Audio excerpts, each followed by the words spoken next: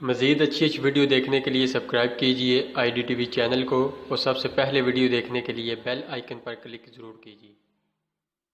اعوذ باللہ من الشیطان الرجیم، بسم اللہ الرحمن الرحیم۔ السلام علیکم ناظرین، آپ دیکھ رہے ہیں آئی ڈی ٹی وی، اور میرا آج کا موضوع ہے ابی سلول کی شرارت۔ قریش مکہ نے رئیس مدینہ عبداللہ بن ابی سلول کو مسلمانوں کے بارے میں جو دھمکی بھرا خط لکھا تھا، اس نے آپ صلی اللہ تعالی علیہ وسلم کو احساس دلا دیا تھا کہ قریش مکہ مسلمانوں کو مدینہ میں بھی بے چین کے ساتھ نہیں رہنے دیں گے، اور کسی نہ کسی طرح انہیں تنگ کرتے رہیں گے۔ اس لیے رسول اللہ صلی اللہ تعالی علیہ وسلم نے مدینہ کے کافروں اور یہودیوں سے ایک معاہدہ کیا۔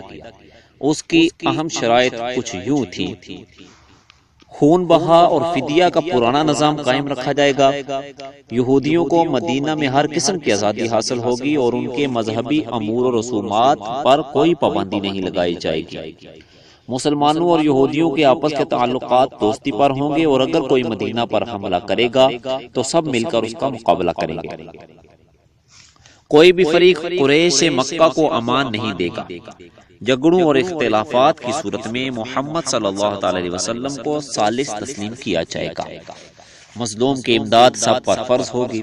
اس معاہدہ پر مسلمانوں اور یہودیوں کے معزز لوگوں نے دستخط کیے، گویا اہل مدینہ نے رسول اللہ صلی اللہ تعالی علیہ وسلم کو اپنا بادشاہ تسلیم کر دیا تھا۔ عبداللہ بن ابی سلول تو حسد کی آگ میں جل اٹھا، اس کے سر سے بادشاہت کا تاج چھن چکا تھا، وہ انگاروں پر لوٹنے لگا۔ اہل مدینہ رسول اللہ صلی اللہ تعالی علیہ وسلم کے فرما بردار ہو چکے تھے۔ اب عبداللہ بن ابی سلول کچھ نہیں کر سکتا تھا۔ قریش مکہ نے اسے خط لکھ کر جو ترغیب دلائی تھی، وہ اس پر اس لیے عمل نہیں کر رہا تھا کہ مسلمانوں کو قتل کر دینا یا انہیں مدینہ سے باہر نکال دینا اب اس کے اختیار میں نہ تھا۔ رسول اللہ صلی اللہ تعالی علیہ وسلم کو خبر ہوئی کہ قریش مکہ نے عبداللہ بن ابی سلول کو خط لکھا ہے، تو آپ صلی اللہ تعالی علیہ وسلم اس کے پاس تشریف لے گئے۔ عبداللہ بن ابی سلول اس وقت بنو الحارث بن خزرج کے محلے میں تھا۔ اس کے پاس کچھ یہودی اور منافق لوگ بیٹھے ہوئے تھے۔ دراز گوش کے چلنے سے گرد اڑی تو عبداللہ بن ابی سلول نے ناک پر کپڑا رکھ لیا اور حقارت سے بولا، گرد نہ اڑاؤ۔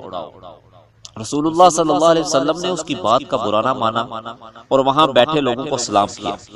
پھر آپ صلی اللہ تعالی علیہ وسلم نے قرآن کی ایک آیت پڑھی۔ عبداللہ بن ابی سلول کے چہرے پر بیزاری طاری ہو گئی، وہ کہنے لگا، یہ تم کیا کر رہے ہو؟ مجھے تمہاری یہ بات بالکل پسند نہیں۔ تم لوگوں کی محفلوں میں جا کر ایسا کرتے ہو، تمہیں ایسا کرنے کا کوئی حق نہیں۔ تم ہماری محفل میں آ کر ہمیں ایسی باتیں نہ سنایا کرو، جو تمہارے پاس جائے انہیں سنا دیا کرو۔ مسلمان عبداللہ بن ابی سلول کی یہ بدتمیزی والی باتیں سن کر تیش میں آ گئے اور نیاموں سے اپنی تلواریں نکال لی۔ قریب تھا کہ وہاں خون کی ندیاں بہہ جاتی۔ رسول اللہ صلی اللہ علیہ وسلم نے یہ معاملہ ختم کرا دیا۔ اب تو عبداللہ بن ابی سلول بڑا سٹ پٹایا، وہ دل ہی دل میں پیچ و تاب کھا رہا تھا۔ اس کا بس نہیں چلتا تھا، ورنہ وہ مسلمانوں کے خون کی ندیاں بہا دیتا۔ عبداللہ بن ابی سلول نے ایک چال چلی، اس نے ایک شخص جزامی کو طلب کیا اور انتہائی رازداری سے کہا، جزامی میں تمہیں ایک خفیہ مہم پر بھیج رہا ہوں، بڑی احتیاط کی ضرورت ہے، مسلمانوں کو اس بات کی بنک بھی نہیں پڑنی چاہیے، ورنہ وہ تمہارے خون کے پیاسے ہو جائیں گے۔ جزامی نے سر جگاتے ہوئے کہا، آپ مجھے حکم کریں، آپ کے ایک اشارے پر میں اپنا سر کٹوانے کے لیے تیار ہوں۔ آپ مسلمانوں کی فکر نہ کریں، ان سے نمٹنا میں خوب جانتا ہوں۔ عبداللہ بن ابی سلول نے مسکراتے ہوئے کہا، شاباش، مجھے تم سے یہی امید تھی۔ سردار حکم کریں، مجھے کس لیے طلب کیا ہے؟ جزامی بے قرار تھا۔ عبداللہ بن ابی سلول نے مسکرا کر جزامی کی طرف دیکھا، پھر اس کے لب ہلے، تم اسی وقت ملک شام روانہ ہو جاؤ، وہاں ابو سفیان کا قافلہ ٹھہرا ہوا ہے، تم جا کر ابو سفیان کو مدینہ کے حالات سے آگاہ کرو اور ایسا نقشہ جماؤ کہ ابو سفیان مدینہ پر حملہ کرنے کے لیے تیار ہو جائے۔ جو حکم سردار۔ جزامی اسی وقت شام کی طرف روانہ ہو گیا۔ وہ سفر کرتا ہوا ملک شام کی طرف رواں دواں تھا۔ وہ معاون کے علاقہ سے گزرتا ہوا ازفا کے مقام پر پہنچا۔ اس نے دیکھا کہ یہاں ابو سفیان کا قافلہ پڑاؤ ڈالے ہوئے ہے۔ جزامی سیدھا ابو سفیان کے پاس پہنچا۔ اس وقت اس کے پاس عمر بن عاص اور دوسرے قریشی بیٹھے ہوئے تھے۔ جذامی نے ان کو سلام کرتے ہوئے کہا حبل تم پر قربان ہو، تم پر مہربان ہو، حبل تم پر مہربان ہو، کہو کیا خبر لائے ہو؟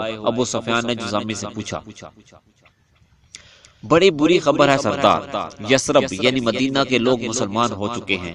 عبداللہ بن ابی سلول نے مجھے اس لیے آپ کے پاس بھیجا ہے کہ جتنی جلدی ہو سکے قریش مکہ مدینہ پر حملہ کر دیں، ہم آپ کا ساتھ دیں گے۔ تم عبداللہ بن ابی سلول سے کہنا پریشان نہ ہو، ہم عنقریب مسلمانوں کو مٹانے والے ہیں۔ یہ کہہ کر ابو سفیان نے جذامی کو 20 مسکال سونا دے کر رخصت کر دیا اور آئندہ کے لیے حکمت عملی تیار کرنے لگا۔ ناظرین، یہ تھی ہمارا آج کا موضوع ابی سلول کی شرارت، اور آئندہ انشاءاللہ درس میں ہمارا موضوع ہوگا نجومی کی پیشین گوئی۔ اللہ رب العزت جل جلالہ ہمارا حامی و ناصر ہو۔ وآخر دعوانا الحمدللہ رب العالمین۔